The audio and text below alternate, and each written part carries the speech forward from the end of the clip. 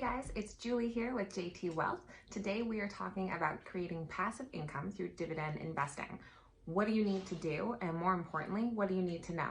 So here we go.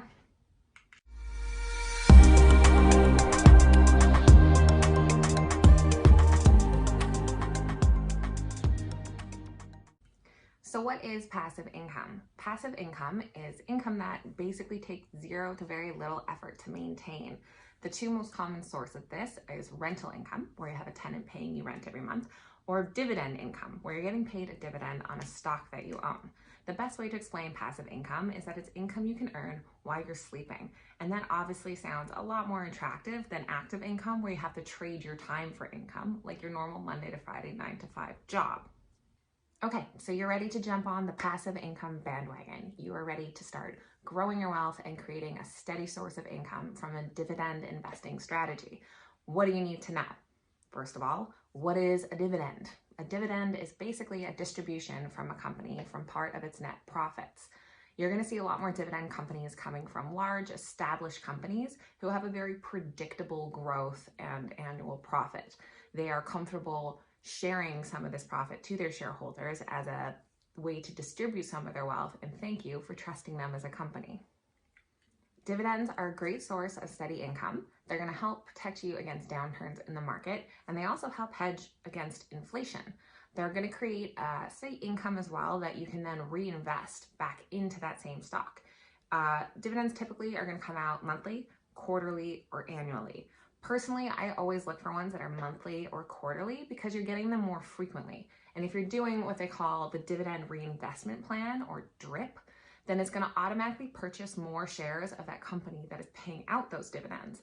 If you're doing that monthly or quarterly, you're going to find your dollar cost averaging is going to work out a lot better for you in the long run. And that's the fact that you're buying throughout the year at different stock prices. So the chance of you averaging out at a good price rather than annually where you're just purchasing it once at whatever that price is going to be a lot better if you have that more frequent investing happening. So how do you choose which dividend paying company that you want to invest in? Typically, these are going to be well-established companies that have a solid track record of paying their dividends. They have a reliable product, they have reliable profits, and they have long-term future potential. These companies are often going to be in a few different industries. You have your health and pharma, you have banks and financials, basic materials, utilities, oil and gas. Those are the companies that we've historically seen really solid dividend paying companies, which we call dividend aristocrats. You can do research on these, find these solid, reliable companies. Think about products that you use every day and products that you seek value in, and just go from there. So when you're looking at dividend stocks, how do you know what to look for? Big thing is just check out trends that are happening in that sector. Steer away from companies with a lot of debt. You want a low debt to equity ratio, and you want one that has a long-term expected growth. Those are kind of the key factors I would say to check out. Do not pick a dividend paying stock simply because it shows a high yield. That high yield is its expected annual dividend payment divided by the current stock price. There is dividend information collected over the last 10 years that kind of proves this. And so I personally always like to look around that 6 to 7% yield mark. Historically, over 10 years, that's actually going to return investors about 5%. If a company is quoting about a 9% dividend yield, then they're actually normally only providing 4%. If it's saying above 10%, that historically is closer to 3%. If there is a low stock price on one of these, it's typically for a reason. It could be a low performing, low value stock that ends up not performing or just cutting its dividend altogether. Check out different industries. If a company's dividend yield is a lot higher than its peers in that same sector, that could be a red flag. It is worth looking into. Look under the hood a little bit more and see why.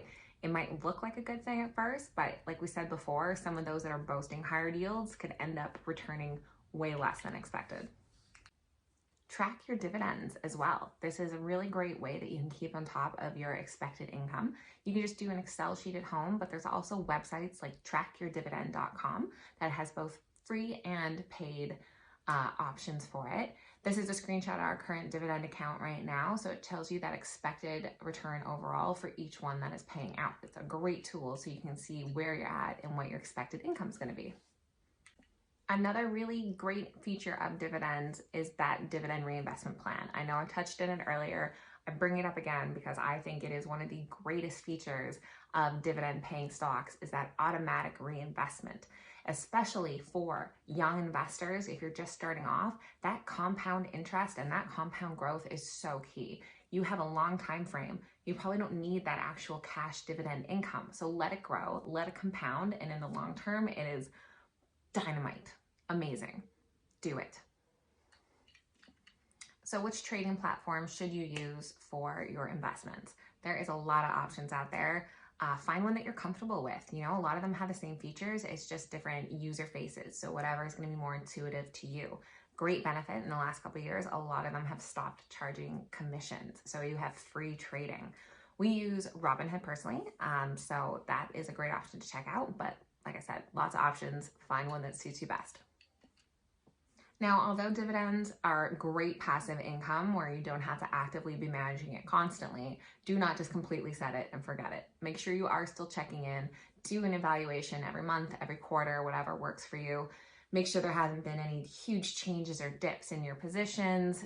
Do some research if there's some really good value buys out there at the time and just stay on top of it. Keep in mind that dividends do impact the company's share price. So when they first announce what their dividend is expected to be, you are going to see a rise typically around that same amount in the share price. This will stay there until the ex-dividend date, which is the date that you have up to buy that stock before you're not eligible for the dividend payment. So after that ex-dividend date, you're typically going to see the stock go down accordingly as well by that same amount. So it's kind of a relationship there with the dividend and the stock price while it's announced and while you're eligible for it. So here are a couple theoretical examples of what type of dividend income you can expect. These are from both Buckner and Andrei Jikh. Links will be down below in our description. This shows you their total account balance and what their expected dividend payments are. So it's a great way to see the potential value in dividend investing. Don't forget to hit that like button and subscribe so that you stay up to date with our newest videos. We're a new channel. We're excited to grow with you guys. Love if you can leave comments about different topics that you want to discuss. Okay guys, so that's kind of a basic summary on passive income with dividend strategies, what you need to know, how you can go about it. Hope you liked it. If you have any more questions, please hit us up in the comments, and thanks for tuning in.